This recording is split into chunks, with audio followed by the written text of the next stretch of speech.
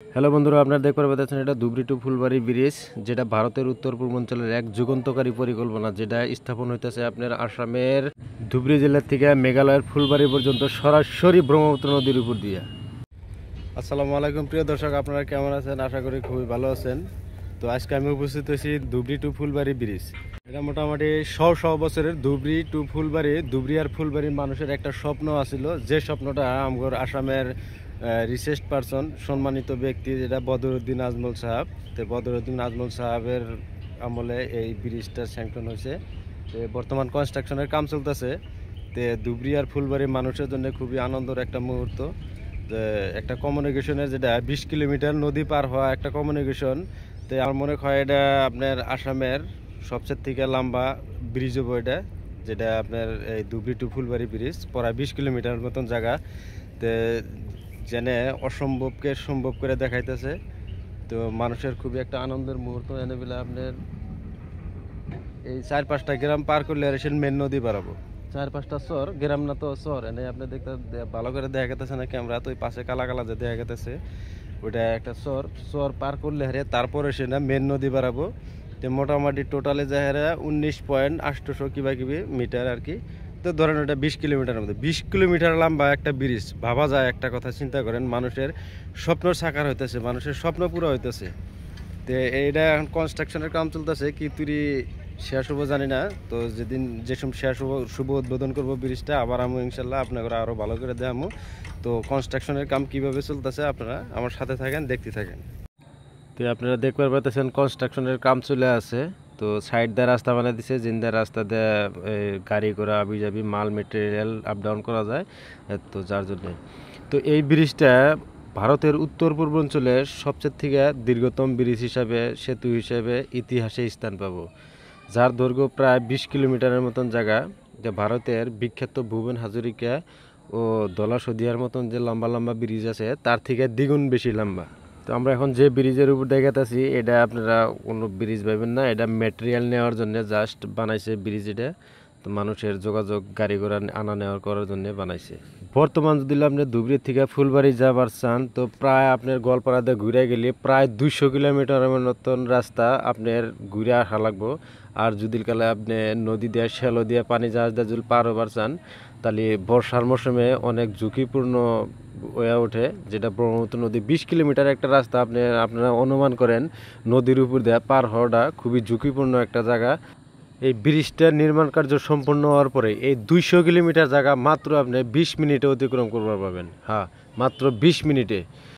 যার ফলে মানুষের যাতায়াত ব্যবস্থা, পণ্য পরিবহন, বাণিজ্যিক কার্যক্রমের এক বিশাল বিপ্লব ঘটবে।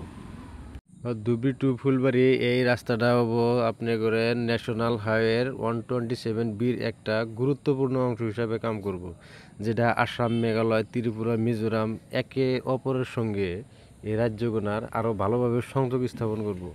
এটা খালি একটা একটা দুইটা রাজ্য না, সমস্ত উত্তর পূর্ব ভারতের একটা যোগাযোগের একটা মাধ্যমে পড়ব, যেটা সাংস্কৃতিক বা সমাজনীতি এগুলা ধরেন আপনার আরও মানদণ্ডগুলো আরও বহুত উপরে যাবো গা। কিন্তু এইটা ফুলবাড়ি, তুরা, মেঘালয় বা গৌহাটি ইত্যাদি শহরের মধ্যে সরাসরি সংযোগ স্থাপন করবার পাবেন আপনি।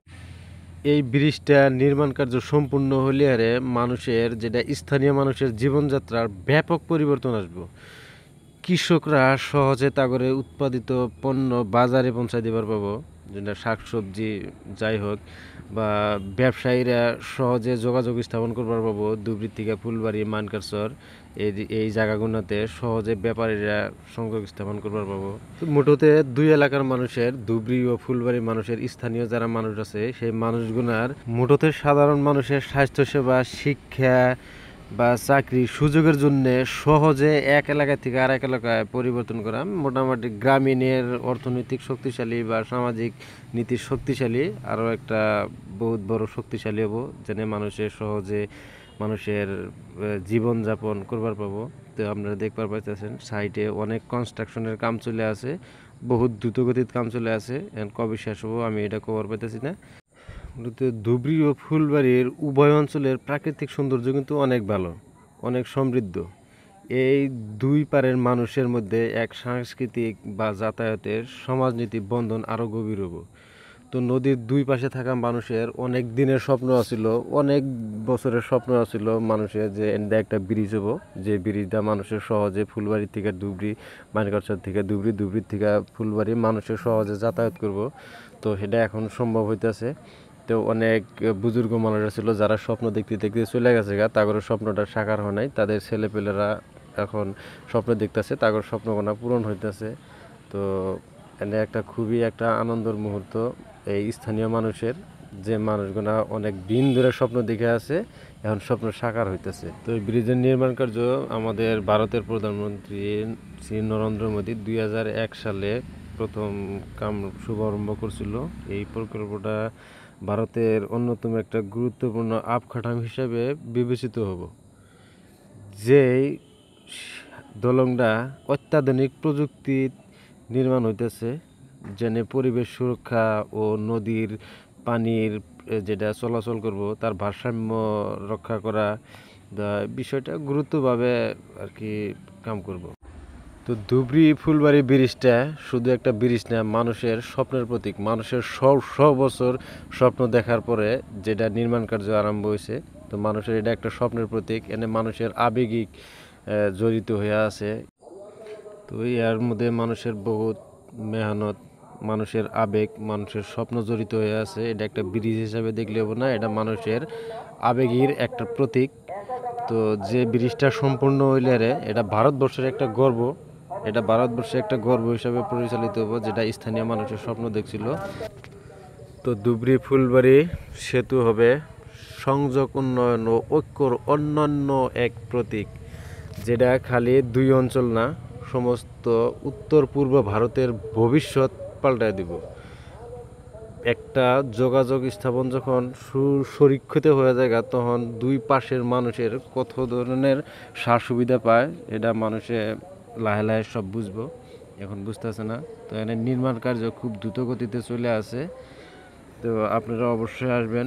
এত লম্বা একটা ব্রিজ, যে ব্রিজটা আপনারা নিজে এসে নিজে চোখে দেখবেন। আমরা দেখতেছি এখানে আসলে মানুষের আবেগ, মানুষের যেটা স্বপ্ন দেখছিল, মানুষের স্বপ্ন মনে পড়ে, মানুষের আবেগ মনে পড়ে জায়গা।